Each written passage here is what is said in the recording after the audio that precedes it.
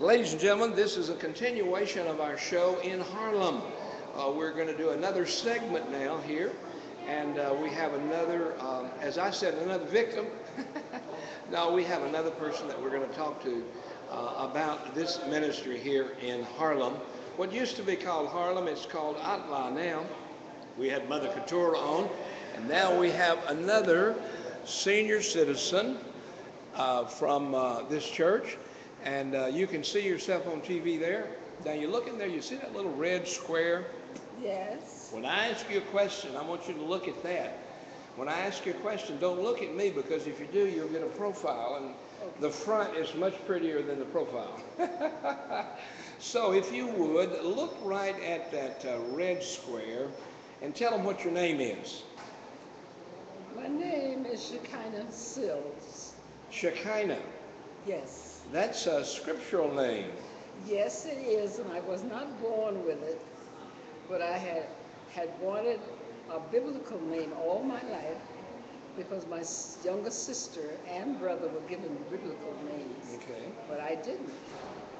However, since there was a lot of tragedy in my family in the early days, an older half-sister always would say to us, "Don't bother Mama. She has so much on her."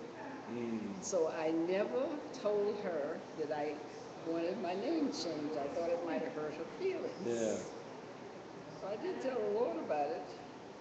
I even suggested to him what name I wanted. I wanted to be named after my grandma, Hannah, because that's a biblical name. Yes, yes. And I learned later it's the name of power. It has Yes. AH also. Yeah, that's another AH, another one of those AH names, isn't it? Yeah. Yes. Well, you are a member here, I would assume, of Atla Yes, I Church. am. I am. And how long have you been here?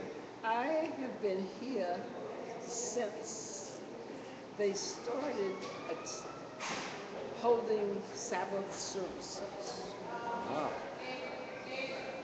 All right. And do you have family in this area? No, I'm the oldest of all my siblings. None ever lived in the city of New York, though I have cousins on Long Island. I am the only survivor of 11 children. My goodness.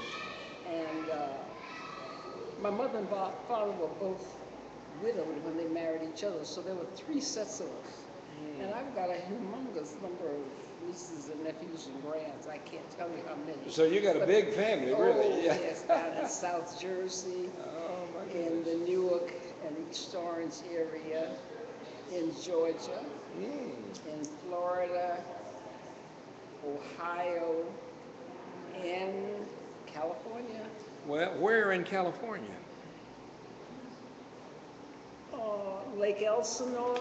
Okay, I'm just north of Lake Elsinore. It's just south of us a little ways, not too far away. Where else in California? Have anybody else in California? Well, near Elsinore, my sister had lived in,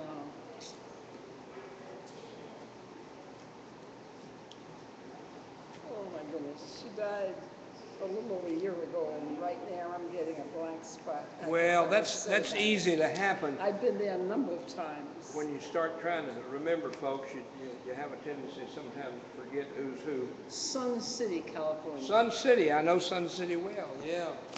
I also have a niece in Sun City, Arizona. Arizona, yeah, there's a Sun City, Arizona. That's why I'm pausing like this. Well, but that's, I do too, I do too. My grandmother, my wife's grandmother used to live in Sun City. Yes. But my wife would always remind me, honey, it's Sun City, California, not Arizona. Yes, yes. And I would have to remember that. Well, thank you so much. Anything else you'd like to tell our listening audience about the Atla ministry and about their ministry to you and your ministry to and with them? Anything else you'd share with our audience? Well, my family was a Christian family. I grew up with, the church was the third thing in our lives. First our family, church and school. Church was number 2. We were from a farming area. We lived on a farm. so we didn't get around that much. But my whole life consists of mostly church, family, and school later on. Yeah. Right. And of course, I've always known and heard about the Lord. In fact, I wanted them to baptize me when I was 4 or 5 years old, but they wouldn't. I had to wait until I was about 9. Yeah. Yeah. But very early in life, I started noticing things, the way people lived, and the way they talked, and the way what things were said in church were entirely different. Oh yeah. And since my father died at an early age, I was the one that was sent to live with an aunt, one of his sisters, and I got away from the regular family in the South. I ended up here in New York at 15, and I think my aunt brought me, my father's sister, to 125th and Lenox. The second Sunday, I came on one Sunday. The next Sunday after church, we came and got off at 125th and Lenox, a couple blocks up the street, and went sightseeing. And I marveled at the fact that the people around me were just as bad off, Yeah. quotes, bad Yeah. off, Yeah. I thought myself, as they were at home in Georgia. Yeah. And over the years, I wondered what I could do as a young person.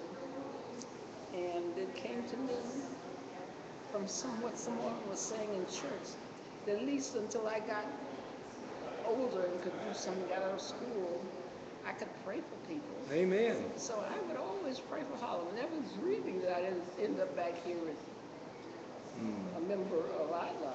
Oh my goodness. Well, that just goes to show you, folks. Here's a dear sister that came here sort of sightseeing, and then eventually ended up living here. And now she's in a church here. Actually, getting involved in the church, I really was on a questioning, Seeking the Lord. seeking something more for me. I was working in a mission with young people and having a very rewarding experience with that. In fact, I still go to that mission on Sundays. Amen. But years before I started going to that mission, I'd been in the Episcopal Church for 30 years.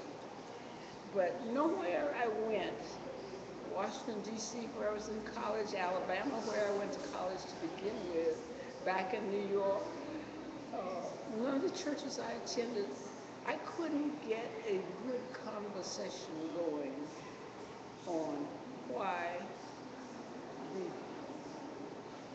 Baptist church or the Christian church didn't observe Saturday Sabbath. Yes. And that was the only day that God hallowed. And it concerned me. I thought it was wrong.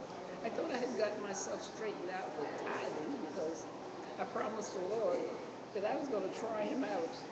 But that one, as soon as I got a job and started making some money, not realizing that I could share That's right. Amen. my gifts and so on. Yeah. But he forgave me for that later on. Amen. And I made up for it. Well, tell us a little bit about, we've heard about it, we've talked about it on this show before, but tell us a little bit about Atla Church. Tell our audience a little bit. Allah is a most unusual church. It's the kind of church I needed because I found that after admitting to the Lord that I couldn't figure out things for myself. I really wasn't that smart. I was kind of dumb. So please, would he send me to some place where I needed to be because I was unhappy. I wasn't getting a lot of my questions answered or discussed without upsetting people. And I didn't want to upset anybody. I just wanted a frank discussion on why we weren't worshiping more on Saturdays. Amen. Well, you know, we've come to that realization ourselves. Thank you so much, my dear sister, for being on with us, and God bless you, and I appreciate it. I'm going to try to get some other of these folks up here if I can, so Yeah. I'm going to kick you out. So. Okay. Yeah, you're finished with me now. No, I'm finished with you now. I'm done. Well, you know, I'm a storyteller. I don't want to Well, tell you that. unfortunately, we'll do that again. We'll have you on That's again. all right, We'll have you on again and let you tell us the story. That was just a preview. Okay. All right. Well, we'll get you to do that again. All right. Pastor's wife